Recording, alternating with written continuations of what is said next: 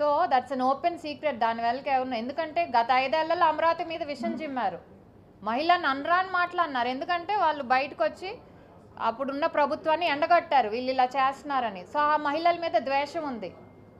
వాళ్ళు ఓడిపోవటానికి కారణం కూడా ముఖ్యంగా చాలా వరకు అమరావతి మహిళలు చేసిన ఉద్యమే ఒక కారణం. సో వీటన్నిటిని ఇంటెన్షనల్గా తీసుకొని, ఎందుకంటే ఎక్కడా కూడా అది నోరు జారి అన్న మాట అయితే కాదండి. వెటకారంగా ఒకళ్ళు మాట్లాడుతున్నారు, ఇంకొకరు దాన్ని ఖండించినట్టే మాట్లాడుతున్నారు. మళ్ళీ ఏం చేస్తారే చేసుకోండి పో అన్నట్టు కూడా భయం లేకుండా ఇంకా కంటిన్యూ చేశాడు ఆ కాన్వర్జేషన్ని. ఇంటెన్షనల్గా అయితే తప్పు, అప్పుడే సారీ పొరపాటునైతే అప్పుడు తప్పు జరిగిందని చెప్పాలి. ఎక్కడా కూడా తర్వాత అపాలజీలో కూడా ఇది తప్పుగా దొర్లింది ఈ పదం అని చెప్పలేదు. నేనేదో వాళ్ళని ఉద్దేశించి అనలేదు. అమరావతి చుట్టుపక్కలైనా అమరావతి మహిళలైనా ఏ మహిళలైనా అది అనాల్సిన పదం అయితే కాదు.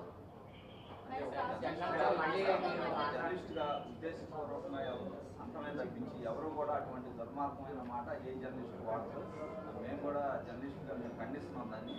దీని వెనకైతే ఒక ఉద్దేశపూర్వకంగా అన్న వ్యాఖ్యలాగా భావించాలి.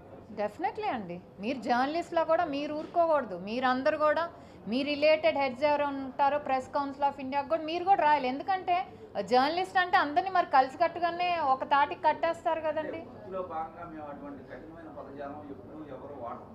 వాడరు, వాడకూడదు, అసలు వాడకూడదండి. అసలు ఎలా అంటారండి అసలు సరే ఉంటారండి. ఈరోజు ఆడవాళ్ళు వేసలు అన్నారు, ఇప్పుడు అరగంట గంట అనేది ఎవరండి వాళ్ళంతా అదే నాట్ పేయింగ్ అనే బాధ్యత ఉందా? అది వాళ్ళ అప్పుడే కదా, వాళ్ళ హయాంలోనే కదా ఆ మాటలు వచ్చినాయి. అంటే వీళ్ళ ఇన్వాల్వ్మెంటే కదా, ఆ మహిళలతోనే కదా. మరి వాళ్ళని కూడా మేము అనొచ్చా మరి ఇదే మాట మగ ఇదని? అమరావతి ఉద్యమం జరిగినప్పుడు మీరు కూడా చేశారు, మీరు కూడా ఈ రోజుకి బాధితురాలు, మీరు కూడా మిమ్మల్ని కూడా టార్గెట్ చేస్తున్నారు.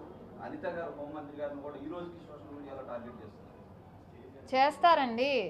మేము మామూలుగా నాకు సొంత కారులో నేను తిరిగితే వాళ్ళకి ఇబ్బంది. గవర్నమెంట్ నాకు ఇంకా ఇవ్వలేదు, నా సొంత కారులో తిరుగుతున్నాను.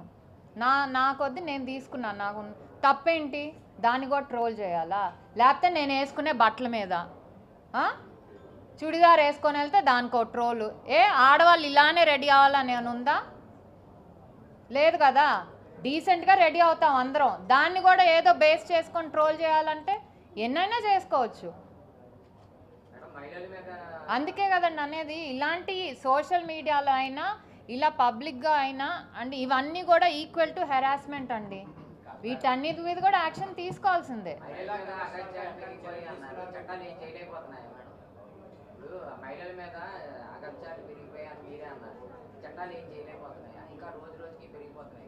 పెరుగుతున్నాయండి, అదే కదా governments. But it depends on the government అండి. గవర్నమెంట్ ఏ విషయాన్ని ఎలా, ఇప్పుడు కొన్ని గవర్నమెంట్స్ ప్రో విమెన్గా ఉంటాయి. ఎవరైతే మహిళల మీద అఘాయిత్యాలు చేసిన తప్పకుండా శిక్ష పడేలా చూడాలని చూస్తారు.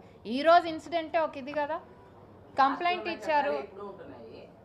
అదే అంటున్నా, గవర్నమెంట్ దాన్ని నడిపించే వాళ్ళ మీద బట్టి ఉంటుంది. కాదు ఏం జరిగినా పర్లేదు మహిళల మీద మేము వదిలేస్తాం అంటే గత 5 ఏళ్లలో చూసాము. అదే కదా జరిగింది. ఇలాంటి action is what we want from the government to take immediate action. Arrest చేయాలి, చేసి వాళ్ళని రెస్పాన్సిబుల్గా చేయాలి.